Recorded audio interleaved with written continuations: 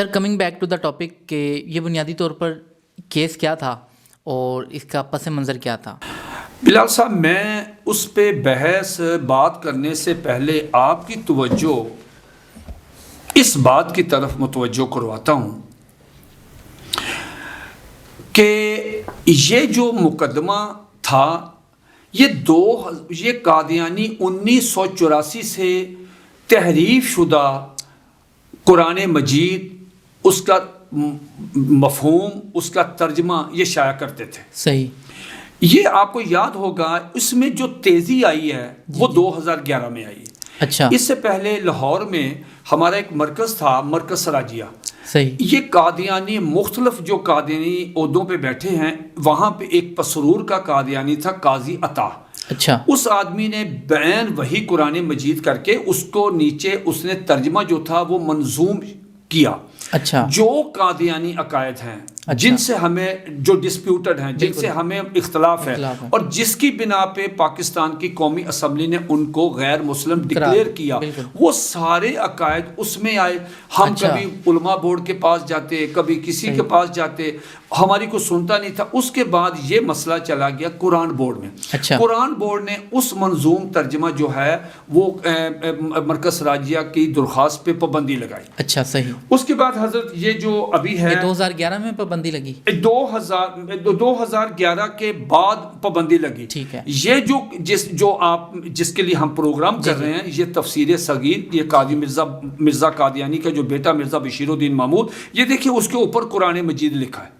اچھا، اب دیکھیں یہ مرزا بشیر الدین محمود ایک غیر مسلم ہے، بالکل۔ اس کو پاکستان قائم کہتا ہے کہ وہ نان مسلم ہے، بالکل۔ انہوں نے اس کے اوپر رضی اللہ تعالی عنہ لکھا ہوا ہے۔ اچھا، صحیح۔ اب ایک نان مسلم اپنے نام کے ساتھ رضی اللہ تعالیٰ عنہ کے، اور یہ پاکستان میں تقسیم ہو رہا ہے، سرعام، ٹھیک۔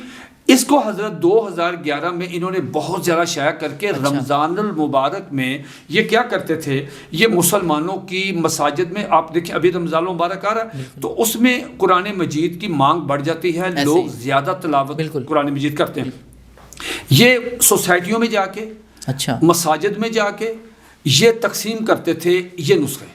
اچھا، تو حضرت وہ تو عام آدمی تو اس بیچارے کو اس آتا تو وہ دیکھتا نہیں تھا کہ اس کا مطلب نہ جی اس کا ترجمہ کس نے کیا، تفسیر کس نے کی، یا قرآن مجید میں کوئی تحریف تو نہیں ہوئی۔ صحیح۔ یہ تو پھر کوئی فروقی صاحب جیسے مطلب اہل علم جو تھے ان کو کسی نے بتایا کہ حضرت کیا یہ ہمارا عقیدہ ہے، تو وہ کہیں سالہ بعد جا کے پکڑے گئے، انہوں نے کہا ہمارے تو اکابرین کا یہ عقیدہ ہی نہیں ہے۔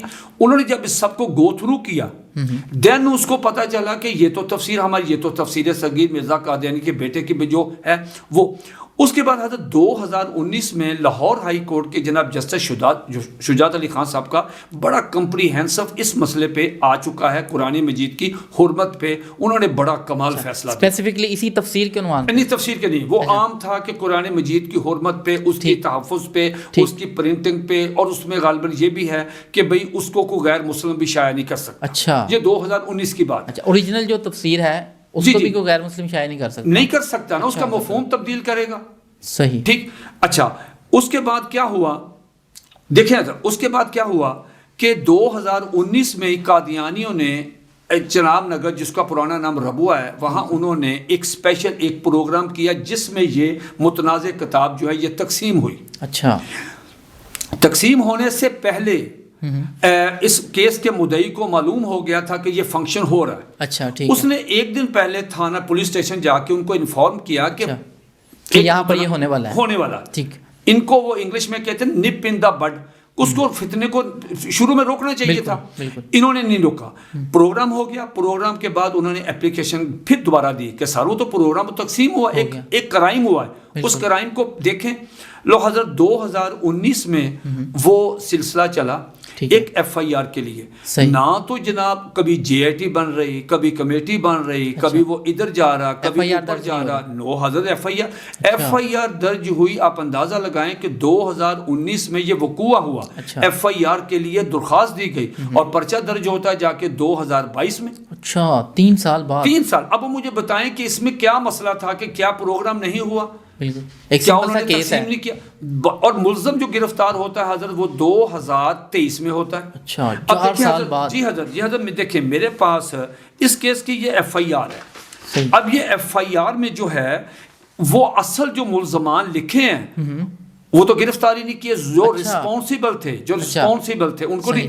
ایک اور جو اس ملوث تھا کارکن ان کا، اچھا اس کو جناب گرفتار کیا مبارک مہرہ. ثانی. ایک تو باقی ذات کو گرفتار کرنا چاہیے تھا. بالکل. اچھا ایک تو یہ، اس کے بعد وہ 23 میں گرفتار ہوتا ہے. اچھا. اس کی حضرت یہ ہوا کہ سیشن کورٹ میں کیس چلا ضمانت کا. اچھا. ابھی دوسری ہیئرنگ نہیں، ضمانت کا. بالکل. ضمانت کا کیس چلا، انہوں نے پورا ریکارڈ دیکھا، مدعی کے وکلاء کو سنا، بالکل. قادیانی کے وکلاء کو سنا، ملزم کے وکلاء کو سنا، صحیح. سرکاری جو وکیل صاحب ہیں ان کو سنا. جج صاحب نے پورے کیس کی اس کا پورا چھان پھٹک اس کے کر کے اینڈ پہ انہوں نے کہا کہ نہیں آپ نے جو جرم کیا ہے اور جان بوجھ کے کیا، اس کی ضمانت کینسل کی. اچھا. یہ قادیانی وہاں سے چلے گئے ہائی کورٹ.